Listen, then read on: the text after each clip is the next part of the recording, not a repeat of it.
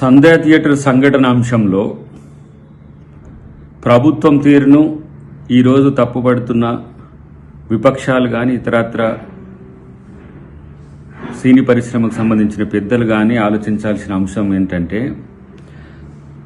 ఆ సంఘటన మానవ హక్కులకు సంబంధించి ఉంటుంది కాబట్టి ప్రభుత్వం ప్రాణం పోయిన కుటుంబం వైపే ఉండాల్సిన అవసరం ఉంటుంది. కాబట్టి అరెస్ట్ కాగానే మొత్తం అంతా అయిపోయిందనే ఉద్దేశంతో కొన్ని రాజకీయ పక్షాలు కొంతమంది ఉద్దేశపూర్వకంగా చేసే పరిస్థితిని మీరు పట్టించుకోకండి. ఎందుకంటే దీంట్లో అల్లు అర్జున్ అంశంలో రాజకీయ కోణాన్ని ఎస్టాబ్లిష్ చేసుకుని రాజకీయ లబ్ధి పొందాలనుకుంటున్న బీజేపీ బీఆర్ఎస్ పార్టీ నాయకులు కూడా నేను చూస్తున్నా. వీళ్ళు క్లారిటీ లేకపోవడం వల్లనే ఈ సమస్య వచ్చింది. ఈరోజు ప్రభుత్వం కేసు పెట్టి కనీసం అరెస్ట్ చేసి అంతవరకు వదిలేసింది.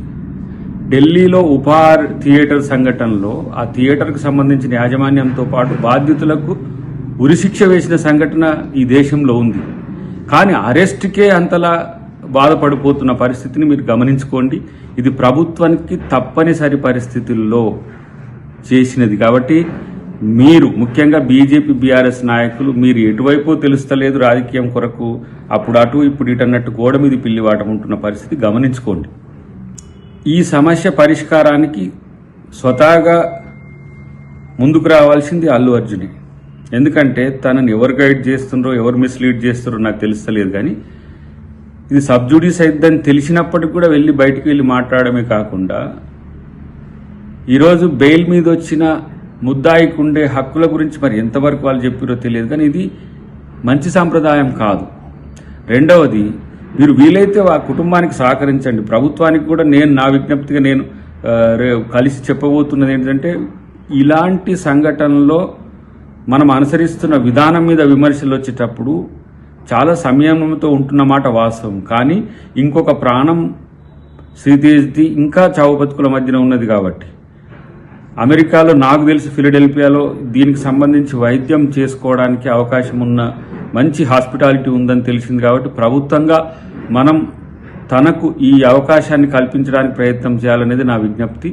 వీలైతే అల్లు అర్జున్ అలాంటి ఆలోచనలు చేయండి. మీరు ఆ కుటుంబానికి సానుభూతిని తెలపండి, ఆ కుటుంబం పట్ల సహకరించే విధంగా ఉండి ప్రభుత్వం తీసుకున్న నిర్ణయాన్ని తప్పుపట్టడానికి రాజకీయ పక్షాల మాదిరిగా మీరు వ్యవహరిస్తే ఏమైందంటే మీ కోణం కూడా, మీకున్న కన్సాలిడేషన్ కూడా, లేకపోతే మీకున్న కన్సర్న్ కూడా ఎవరో రాజకీయ ప్రయోజనాలకు బలయ్యే అవకాశం ఉంది. కాబట్టి ప్రభుత్వం ఎప్పుడు కూడా హ్యుమానిటేరియన్గానే ఉండాలి, ఉంటుంది. ఈ ప్రభుత్వం ఉండే అవకాశమే మేము ఇప్పుడు చేస్తున్నది.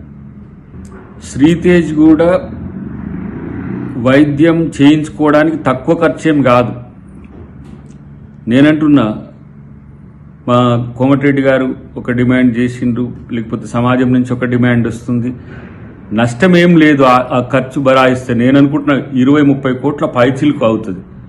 ఒక 100 కోట్లు ఇచ్చిన నష్టం ఏంది? ఆ ప్రాణాన్ని కాపాడుకుంటూ 1000 కోట్లు వచ్చినాయనే ప్రచారం మీకు బయట ఉంది. ఈ ప్రచారం పక్కన పెడితే ముఖ్యంగా సినిమా పరిశ్రమకు సంబంధించిన పెద్దలు కూడా ఆలోచించాల్సింది ఏంటంటే, దీన్ని రాజకీయ కోణం తీసుకున్న పార్టీల గాయలో మీరు పడకండి. అటువైపు టీడీపీ మిత్రులు అంటున్నారు, ఇటువైపు బీఆర్ఎస్ మిత్రులు అంటున్నారు, ఇటువైపు బీజేపీ మిత్రులు అంటున్నారు. మేం ప్రభుత్వంగా మనిషి యొక్క ప్రాణం వైపే ఆలోచించాల్సిన బాధ్యత ఉంటుంది. డెఫినెట్గా ఈరోజు రేవంత్ రెడ్డి గారు అసెంబ్లీలో స్పందించిన తీరు దానికి ఒక ప్రత్యక్ష ఉదాహరణ. కాబట్టి ఎంతసేపు రేవంత్ రెడ్డి గారిని టార్గెట్ చేసుకొని, కాంగ్రెస్ ప్రభుత్వాన్ని టార్గెట్ చేసుకొని ఇరుకులో పెట్టాలని, ఇబ్బంది పెట్టాలని చూస్తే మీరు సమాజంలో మీరు పలుచనవుతున్న అంశాన్ని గమనించండి.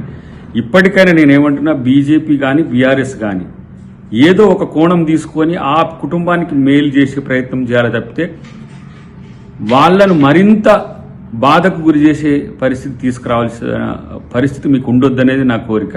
అన్నిటికంటే ముఖ్యంగా మీరు ఎటువైపు అని తేల్చుకునే దాని దగ్గర మీరు స్పష్టంగా ఉండాలనేది నా డిమాండ్.